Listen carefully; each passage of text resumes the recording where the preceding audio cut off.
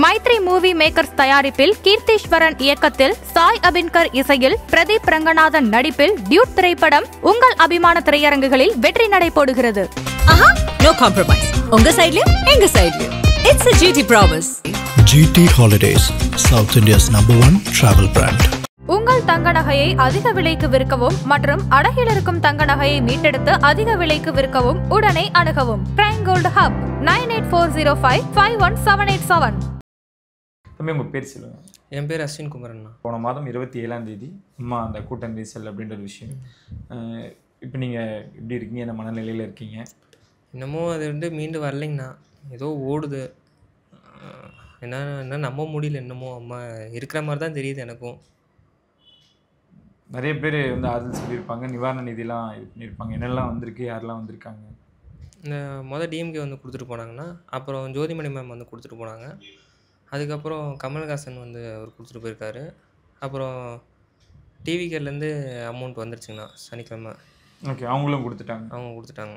Okay, அதுக்கு முன்னாடி video காலில் பேசியிருந்தாவும் கேள்விப்பட்டோம். என்ன இப்போ பேசுனீங்களா நீங்கள்? பேசியிருந்தேன். அம்மாச்சி எல்லாம் பேசியிருந்தாங்க.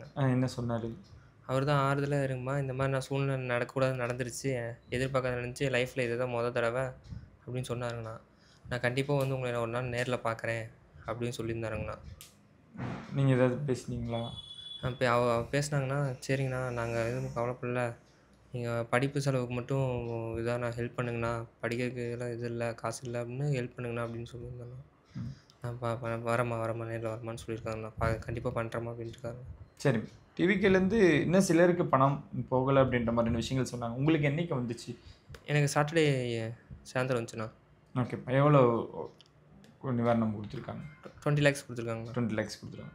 ஓகே, இப்போ அப்பாவாக இருக்கட்டும், பாட்டிமா இருக்காங்க, எல்லாருக்குமே விஜய் வரல அப்படின்ற ஒரு வருத்தம் இருக்கா? என்ன ஒரு நேரில் பார்க்கலன்னு ஒரு வருத்தம் இருக்குதுண்ணா.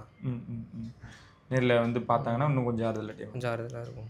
சரி, ஃபஸ்ட்டு விஜய் வராங்கன்னு சொன்னோடனே நான் இங்கே பைபாஸுக்கு போனேங்கண்ணா. பைபாஸ் போனோடனே இங்கே இருந்துட்டு வெல்கம் பாயிண்ட் சொல்லியிருந்தாங்க.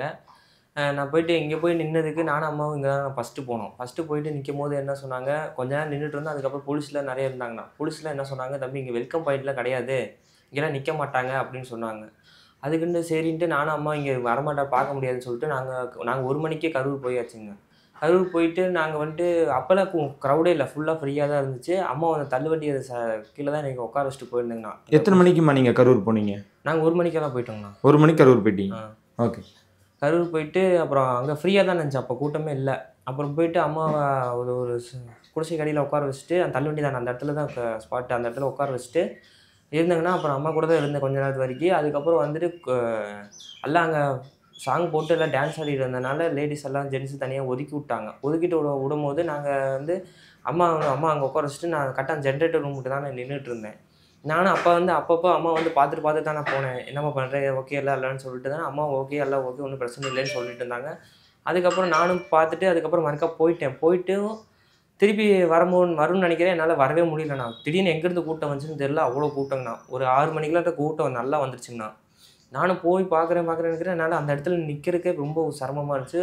நின்றுட்டு இருந்த கும்பல் திடீர்னு இதுக்கு முன்னாடி பின்னாடி நல்லா சேக்காகி ஆட ஆரம்பிச்சிச்சுங்கண்ணா. ஆட ஆரம்பிச்சோடனே நான் அந்த இடத்துல நிற்கிறதே பெருசாகி போச்சு. அப்புறம் கரெக்டாக விஜய் பேசிட்டு போனதுக்கப்புறம் அம்மா நிற்கிற இடத்துல போய் நான் பார்த்தீங்கன்னா அம்மா அந்த இடத்துல இல்லை. என்னடா அம்மா இல்லைன்ட்டு நான் அப்புறம் அந்த இடத்துல ஃபுல்லாக தேடி பார்த்தீங்கன்னா எங்கேயும் கிடைக்கல. அதுக்கப்புறம் அம்மா ஃபோன் பண்ணேன், சிக்னல் கிடைக்கல, சுத்தமாக சிக்னல் கிடைக்கல. அதுக்கப்புறம் 2-3 டைம் ஃபோன் பண்ணும்போது எடுக்கலான்னு 3ஆவது டைம் ஃபோன் பண்ணும்போது ரிங் போச்சுன்னா ஒரு போலீஸார் எடுத்துகிட்டு பேசினார். தம்பி ஃபோனு கீழே கிடந்துச்சுப்பா, நான் எடுத்து வச்சுருக்கேன், வாங்கிக்கோ அப்படின்னு சொல்லும்போது சரி எனக்கு சார் நான் வரேன் அப்படின்னு சொல்லிட்டு நான் போய் ஃபோன் வாங்கினேன். ஃபோன் வாங்கும்போது அம்மா எங்கேன்னு கேட்டமோ அம்மாலாம் தெரிலப்பா, ஃபோன் மட்டும் கீழே இருந்துச்சு, பிடிப்பான்னு சொல்லிட்டு கொடுத்துட்டு போயிட்டாருங்கண்ணா. நான் அப்போ எனக்கு ஒரு யோசனை வந்துச்சு, அம்மா இவ்வளோ கேர்லெஸ்ஸாக ஃபோனில் கீழே விட மாட்டாங்க. சரி அப்புறம் ஆம்புலன்ஸ் வேறு நிறையா வந்துட்டு இருந்ததுனால ஒரு ஆம்புலன்ஸ் டிரைவர்கிட்ட கேட்டேங்கண்ணா, அம்மா இந்த மாதிரி பேசஞ்சர்ஸில் எங்கண்ணா ஏற்றிட்டு போகிறீங்க, எந்த ஆஸ்பத்திரினா கூப்பிட்டு போகிறீங்க கேட்கும்போது ஒவ்வொருத்தங்க ஒவ்வொரு ஆஸ்பத்திரி சொன்னனால சரி இது வேலைக்காகான்னு சொல்லிட்டு நான் மட்டும் தான் நான் இருந்தேன். அம்மா அப்புறம் வண்டி எடுத்துகிட்டு போயிட்டு ஒவ்வொரு ஆஸ்பத்திரியை தடவும் போது அப்புறம் எந்த ஆஸ்பத்திரியும் கிடைக்கலண்ணா. நான் அப்புறம் எந்த ஆஸ்பத்திரியும் கிடைக்காதனால நான் ஆஸ்பத்திரியும் பார்த்தேன், கிடைக்கல, கும்பலையும் கிடைக்கல, அம்மா எங்கே தான் போயிட்டாங்கன்னு தெரிலன்ட்டு பசங்களை வர சொல்லி அம்மாவோட ஃபோட்டோ அனுப்பிச்சி விட்டு அம்மாவை தேடுங்கடா அப்படின்னு சொல்லும் போது தான் எல்லா பசங்களை பிரிஞ்சு போய் தேட ஆரம்பிச்சும் போது தான் நான் மெடிக்கல் ஹாஸ்பிட்டலில் மார்ச்சூரில் இருந்த மாதிரி சொன்னாங்க. நான் போய் பார்க்கும்போது இல்லை மார்ச்சூரில் தான் அப்பயும் நான் பார்க்கும்போது இறந்துட்டாங்கண்ணா. என்னாச்சு எப்படி இறந்தாங்கன்னு கூட தெரியலைங்கண்ணா. கூட்ட நெரிசலில் அந்த தகரம் வந்து தாங்க முடியாமல் கீழே விழுந்து அம்மா மேலே விழுந்துச்சுன்னு சொன்னாங்க. அதுக்கப்புறம் தான் மார்ச்சூரில் பார்க்கும்போது இறந்துருந்தாங்க. ஓகே. எத்தனை மணிக்கு நீங்கள் அம்மாவை பார்க்குறீங்க ஹாஸ்பிட்டலில்? நான் ஒரு 9 கிட்ட பார்க்குறேங்கண்ணா. என்ன சொன்னாங்க அப்போது? எதுவுமே சொல்ல. அம்மா ஒரு மார்ச்சூரில் வச்சுருந்தாங்க, இறந்துட்டாங்கன்னு தானே சொன்னாங்க. ஓகே. நீங்களும் அம்மாவும் அங்கே போன காரணம் என்னம்மா? அம்மாவுக்கு வந்து இந்த கூட்டம் இந்த மாதிரியான விஷயங்கள் இதுக்கு முன்னாடி கலந்துருக்காங்களா? முன்னாடி வந்து அவ்வளோக்கா கலக்க மாட்டாங்கண்ணா, கலந்துருக்க மாட்டாங்க. இது வரைக்கும் எந்த நிகழ்ச்சியிலையும்? விஜய் பார்க்கறக்கோசம் தாங்கண்ணா போனோம். ம். அவரை பார்க்கறக்கோசம் தான் போனோம். போயிட்டு தான் இந்த மாதிரி சம்பவம் ஆகி போச்சு. எத்தனை மணிலேருந்து கூட்டம் அதிகமாச்சுமா? 6 மணிலேருந்து தானே மேலே. 6:30 மணிக்கு மேலே. நீங்கள் சொன்ன அந்த ஜென்செட் அது அங்கே தான் வந்து ரொம்ப க்ரௌடாக இருந்துச்சுன்னு சொல்கிறாங்க. நீங்கள் அந்த இடத்துலையே இருந்திருக்கீங்க. அந்த ஜென்ரேட்டர் இந்த ரூமில் அங்கே எப்படி க்ரௌடு, அங்கே என்ன பண்ணாங்க? அவர் வண்டி உள்ளே வர 2 சைடு பிரிக்கும் போது அந்த ஜென்ரேட்டர் ரூம் தகரமாக இருக்குங்களா, அந்த இடத்துல போய் இடிச்சிட்டு நெவருங்கிறாங்க எல்லாத்தையும். இதுக்கு மேலே நெவர முடியலன்ட்டு அந்த சட்டரெல்லாம் எல்லாம் தள்ளிவிட்டு கையை வச்சு தள்ளிவிட்டு சாய்ச்சி விட்டுட்டாங்கன்னா நல்லா உள்ளே போனாங்க. ஜென்ரேட்டர் அந்த ரூம்குள்ளே எல்லாருமே நல்லா உள்ளே போயிட்டாங்க. நீங்கள் அங்கே இருக்கீங்க? நானும் ஜென்ரேட்டர் ரூமுக்கு அந்த தகரத்து மேலே தான் நிற்கிறேன். ஜென்ரேட்டர் உள்ள ரூம்குள்ளே பசங்க எல்லாமே போக, ஜென்ரேட்டர் ரூம்குள்ளே பசங்க போக ஆரம்பிச்சிட்டாங்க. ஜென்ரேட்டர் மேலே ஏற ஆரம்பிச்சிட்டானுங்கலாம். அதனால பவர் ஆஃப் பண்ணாங்களா அந்த டைம்? அது என்னன்னு தெரியலங்கண்ணா. ஆனால் உள்ளே போகும்போது எல்லாம் கரண்ட் ஆஃப் ஆயிடுச்சுங்கண்ணா. கரண்ட் ஆஃப் ஆனதுக்கு அப்புறம் தான் இந்த மாதிரி ரொம்ப சம்பவம் ஆயிடுச்சுங்கண்ணா. ஓகே. அம்மா வந்து நின்ன இடத்துல அந்த பந்தலுக்கு கீழே தான் சொல்றாங்க. அந்த பந்தலுக்கு கீழே எத்தனை மணிலேருந்து க்ரௌட் அதிகமாச்சு? அம்மா நீங்க அங்கே நிற்க வச்சிருப்பீங்களே, இங்கே நிற்க அப்போ நிற்கும் பொழுது எப்படி இருந்தது? நாங்கள் அம்மா நிற்க வைக்கும் போது சுத்தமாக கும்பலே இல்லைங்கண்ணா. அம்மா நீட்டாக உட்கார வச்சுட்டு நல்லா பேசிட்டு இடம்லாம் கொஞ்சம் தாராளமாக இருந்துச்சுங்கண்ணா. அதனால தான் வெயில் அடி ரொம்ப இருக்கனால தான் அம்மா அங்கே போய் உட்கார வச்சுக்கணும். எல்லாம் கூடயே தான் நின்றுருப்பேன். நான் கூடயே தான் நின்னேன். அங்கே உட்கார வச்சா கூடயே தான் நின்னேன். எல்லாம் டான்ஸ் ஆடவும், எல்லாம் லேடிஸில் டான்ஸ் ஆடவும், ஜென்ஸ் எல்லாம் வரக்கூடாதுன்னு சொல்லிட்டு அவங்க உள்ளே இருக்கவங்களும் எல்லாம் பிரித்து விட்டாங்கண்ணா. பக்கத்தில் வரக்கூடாது, தொண்டர்களே எல்லாம் பிரித்து விட்டாங்க. பிரிக்கும் போது நாங்கள் அங்கே போய் நின்றுட்டோம். அவங்க லேடிஸ்லாம் அங்கே நின்றுட்டு இருந்தாங்க. அந்த இடத்துல எல்லாம் டான்ஸ் ஆடிட்டு இருந்தாங்க. ஒவ்வொரு குரூப் தனித்தனியாக நின்று டான்ஸ் ஆடிட்டு இருக்கும்போது நான் அந்த இடத்துல போய்ட்டு ஓரமாக நின்றுட்டு இருந்தேங்க.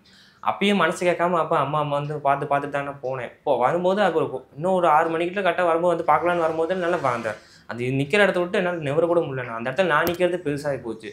நானே 2 வாட்டி 3 வாட்டி கீழே உளுந்து தானே எந்திரிச்சு நின்னேன். அந்த நல்லா தள்ளி விட்றாங்கண்ணா. பின்னாடி இருந்து தள்ளி விட்றாங்க, முன்னாடி தள்ளி விட்றாங்க, சைட்லேருந்து தள்ளி விட்றாங்க. என் சட்டையே நல்லா கிழிஞ்சிருச்சுங்கண்ணா. அது இல்லாமல் ஓகே. இல்லை அந்த தள்ளுமுள்ளு நடந்தது வந்து விஜயை பார்க்கணும் அப்படின்ற ஒரு கூட்டம். விஜயை பார்க்கணும். இப்போ 1 மணிக்கு நீங்கள் போயிட்டீங்க, இங்கேருந்து சாப்பிட்டு போயிருந்தீங்களா? அங்கே என்ன வசதிகள்லாம் ஏற்படுத்தியிருந்தாங்க உங்களுக்கு? அங்கே வந்து தண்ணி தானே கொடுத்துட்டு இருந்தாங்க. ஆனால் எல்லாத்துக்கும் தண்ணி கிடைச்சதுன்னு சொல்ல முடியாதுங்கண்ணா. ஒரு 10 பேர் கேட்குறாங்கன்னா, எக்ஸாம்பிள் 10 பேர் கேட்குறாங்கன்னா ஒரு 2-3 பேருக்கு தான் கிடைக்கிது. அம்மாவுக்கு தண்ணியெல்லாம் கொடுத்தீங்களா? அவங்க வச்சுருந்தாங்களா? என்னால் அப்போ தண்ணி கொடுக்கும் போதெல்லாம் கும்பல் வந்துருச்சுங்கண்ணா. அதனால் போப்பா அங்கே என்ன நடக்குதுன்னு தெரியல. ஃபோன் பண்ணாலும் ஃபோனும் போக மாட்டேங்குது, சிக்னல் கிடைக்குது. அங்கே என்ன நடக்குதுன்னு தெரியலிங்கண்ணா. அவர் வந்து பேசிட்டு போனக்கப்புறம் தான் நான் போய் பார்க்குறேனே அந்த இடத்துல. அந்த இடத்துல பார்க்கும்போது அம்மா அந்த இடத்துல இல்லை.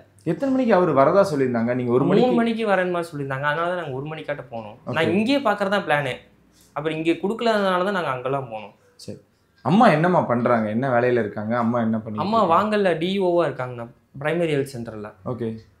இங்கே ஒர்க் பண்ணிட்டு இருக்காங்க. ஒர்க் பண்ணிட்டு இருந்தாங்க. வீட்டில் மொத்தம் நீங்கள் எத்தனை பேர்? நானும் என் தங்கச்சி 2 பேர். அம்மா அப்பா என்ன பண்ணுறாங்க? அப்பா டிரைவருங்கண்ணா. டிரைவராக இருக்காங்க. அப்பாட்ட சொல்லிட்டு போனீங்களா? அப்பாவுக்கு தெரியுங்கண்ணா. இந்த நிகழ்வு எப்போ அப்பா கிட்ட சொன்னீங்க? இந்த மாதிரி நாங்கள் காலையில் இங்கேருந்து கிளம்பும்போது சொல்லிட்டாங்கண்ணா. சரி, இங்கேருந்து கிளம்பும்போது கிளம்புறீங்க அப்படின்னு சொன்னீங்க. ஆனால் அப்பா கிட்ட இந்த அம்மா வந்து தவறிட்டாங்க அப்படின்றத எப்போ சொன்னீங்க? அப்பா என்ன பண்ணிட்டு இருந்தாங்க? அப்பா 2 அம்மாச்சியும் அப்பாவும் மாற்றி கால் பண்ணேன். அப்பா அம்மாவை காணான்னு ஒரு பதட்டிலே தொலைவிட்டு இருந்தாங்க போது அப்பா கால் பண்ணாங்க. அம்மாச்சிட்ட வந்து நான் சொல்லலைங்க. அம்மாச்சி கொஞ்சம் முடியாமல் இருக்கனால நான் எதுவும் சொல்லலை. அம்மா காணாமா அப்படின்னு என்ன எதுவுமே சொல்லலை. அதுக்கப்புறம் அம்மாச்சி ஃபோன் பண்ணும்போது நான் என்ன சொன்னேன், ஒன்றும் இல்லை, 2 பேர் சேஃபாக தான் இருக்கிறோம், ஒன்றும் பிரச்சனை இல்லை, தைரியமாக இருமா, நாங்கள் வந்துடுவோம், கும்பலாக இருக்கனால டிராஃபிக்காக இருக்கனால வீட்டுக்கு வர முடியல அப்படின்னு சொல்லிட்டேங்கண்ணா. அப்பா ஃபோன் பண்ணும்போது சரி அப்பாட்ட சொல்லிட்டேண்ணா. அப்பா இப்படி இந்த மாதிரி அம்மாவை காணோம்ப்பா, வந்தோம், எங்கே இருக்காங்க தெரியல அப்படின்னு. அப்பா எங்கடா தொலைவிட்டு இருக்கிறேன்னு கேட்கும்போது ஆஸ்பத்திரி தொலைவிட்டு இருக்கிறேன்ப்பா. ஏன்டா ஆஸ்பத்திரி தொலைவுற? அம்மாவுக்கு என்னடா ஆச்சுன்னு தெரிலப்பா, ஃபோன் அடிச்சு ஃபோன் இந்த மாதிரி கீழே கிடந்துச்சு, போலீஸ் எடுத்து கொடுத்தா ஆம்புலன்ஸ் நிறையா போயிட்டு இருந்துச்சு, அம்மாவை காணான்னு தொலைவிட்டு இருந்தேன்ப்பா அப்படின்னு. அதுக்கப்புறம் அப்பா தெரிஞ்சவர் ஃபோன் அடித்தாலாம் வர சொல்லி அப்புறம் அப்பா தொலைவும் போது தாங்க மாச்சூரில் இருந்துன்னு சொன்னாங்க. ஓகே. அந்த பந்தல்லேருந்து மேலே ஏறி வருவாங்களப்பா, அந்த இடம் எங்களால் பார்க்க முடிஞ்சுது. கரெக்டாக அம்மா எங்கே நின்னாங்கன்னு? அந்த பந்தல் தள்ளுவண்டி பக்கத்தில் தாங்க நின்னாங்க. தள்ளுவண்டி பக்கத்துலேயே? அங்கே நிறைய பேர் இருந்தாங்க, குழந்தைகள் பெண்கள் எல்லாருமே இருந்தாங்க. நீங்கள் போய் பார்க்கும் பொழுது எல்லாம் இருந்தாங்க. அம்மாவோட ஃப்ரெண்டும் தான் கூட வந்திருந்தாங்க. இந்த ஊருக்காரங்க? புலியூர்காரங்க. ஓகே. அவங்களும் கூட இருந்தாங்க. அம்மாவோட வேலை செய்கிறவங்க தான். அவங்களும் 2 குழந்தை வச்சு தான் வந்தாங்க. கரெக்டாக அம்மாவோட அந்த குழந்தைய சின்னவனு பெரியவனு 2 பேர் இருந்தாங்க. பெரிய குழந்தைய அம்மாட்ட கொடுத்துட்டு அவங்க வந்துட்டு சின்ன குழந்தைய மட்டும் இடுப்பில் வச்சுட்டு இங்கேயே இருக்கா, நான் போயிட்டு பக்கத்தில் போய் பார்த்துட்டு வரேன்னு சொல்லிட்டு அவங்க போயிட்டாங்கண்ணா. அவங்க போயிட்டு அந்த போன கேப்பில் தாங்கண்ணா அது மேலேருந்து எல்லாம் விழுந்து அந்த குழந்தை மேலேயே விழுந்துருச்சுங்கண்ணா. அந்த குழந்தைய விழுந்தோடனே அம்மாவை ஆம்புலன்ஸ் வச்சு தூக்கிட்டு போயிட்டாங்கட்டுங்கன்னா குழந்தைய மட்டும் அப்படியே விட்டுட்டாங்க. அதுக்கப்புறம் அவங்க அம்மாவை திரும்பி வந்து பார்க்கும்போது என்னடா குழந்தை இப்படி கிடக்குது, அவங்க அக்கா வேறு காணுன்னு சொல்லிட்டு அவங்க ஹஸ்பண்டுக்கு ஃபோன் அடித்து வர சொல்லி அப்புறம் அந்த குழந்தைய கொண்டு போயிட்டு அக்ஷயாவில் கொடுத்துருப்பாங்க. அக்ஷயா ஆஸ்பத்திரி பக்கத்தில் அக்ஷயாவில் கொடுத்துருக்காங்கன்னா அங்கே பார்க்க முடியாதுன்னு சொல்லிட்டாங்க. அதுக்கப்புறம் தான் அப்போலோ ஆஸ்பத்திரிக்கு தூக்கிட்டு போயிட்டாங்கண்ணா. அப்போ வந்து அப்போயே ஹார்ட் பீட் நின்றுச்சுன்னு சொன்னாங்க அந்த குழந்தைக்கு. அது கொண்டு வந்து 15 நிமிஷம் கொண்டு வந்துடலான்னு சொன்னதுக்கப்புறம் தான் உட்காரச்சு கடைசி வரைக்கும் அவங்களுக்கு குழந்தைய காட்டலைங்கண்ணா. அதுக்கப்புறம் தான் கொஞ்சம் நல்லா கொஞ்சம் தெளிவாக இருந்து தான் காமிச்சாங்க. இங்கேருந்து விஜயை பார்க்கலான்னு 2 பேரும் போயிருக்கீங்க. நம்ம இந்த சம்பவத்துக்கு அப்புறம் என்ன சொல்ல வரீங்க? நீங்கள் என்ன பண்ணியிருந்தா ஃபஸ்ட்டு தடுத்துருக்கலாமா? இன்னும் கொஞ்சம் இடம் நல்லா தாராளமாக கொடுத்துருந்தா வந்துருந்தானே. அதான் அம்மா இப்போ ஒரு போலீஸ் கொஞ்சம் ஆர்கனைஸ்னா இருந்தாலும் இன்னும் கொஞ்சம் பெட்டராக இருந்திருக்குங்க. இல்லை 1 மணிக்கு நீங்கள் ஸ்பாட்டுக்கும் போயிட்டீங்க. ஒருவேளை அவர் ஒரு 4 மணி 5 மணிக்கு வந்திருந்தா கூட அந்த ஓரளவுக்கு நல்லா இருந்திருக்குண்ணே. ஒரு லேட்டாக வர லேட் ஆகிடுச்சு. அவர் மேலே ஒரு தப்பு இல்லை. அவங்க வந்து நிறைய பேர் வந்தனால அவர் கொஞ்சம் கொஞ்சமாக நிறுத்தி ஸ்லோவாக நாங்களும் அங்கே நின்று பக்கத்தில் ஒருத்தர் ஃபோன் பார்த்துக்கலான்னு இருந்தார். அவர் எங்கே வராரு, இப்போ தான் பாலத்தில் ஏறுறாரு. ஆனால் அவங்க அங்கேருந்து வரும்போது நல்ல கும்பலாக தானே வந்தாங்க. எனக்கு என்னமோ அங்கேருந்து வந்த கும்பல் தான் இங்கே வந்துருச்சோன்னு நினைக்கிறேன். அது வராமல் தடுத்துருந்துருக்கலாம். அங்கே வசதிகள் என்ன பண்ணியிருந்தாங்க? தண்ணி இல்லைன்றாங்க, பாதுகாப்பு இல்லைன்றாங்க. பாதுகாப்பு இல்லைன்னா தண்ணி வந்து அவ்வளோக்கா கிடைக்கல எல்லாத்துக்குமே. எல்லாம் அங்கே முன்னாடி இருந்துட்டு எல்லாத்துக்கும் தூக்கி தானே தண்ணி வாட்டுக்கன்னு தூக்கி எறிஞ்சாங்க. எல்லாம் பிடிக்கிறவங்க பிடிச்சிக்கிட்டாங்க. வயசானவங்களால பிடிக்க முடியல, இப்போ லேடிஸ்னாலெல்லாம் பிடிக்க முடியல.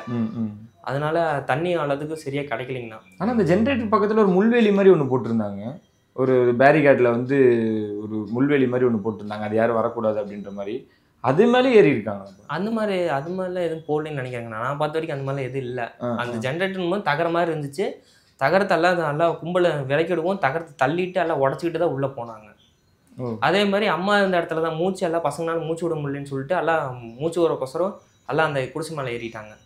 அது ஏறினால தான் அந்த வெயிட்டு தாங்காமல் எல்லாம் விழுந்துட்டாங்க அம்மா மேலே தொப்புன்னு. ஓகே, அந்த ஓட்டு மேலே ஏறினால தான் அந்த இது நடந்திருக்கு.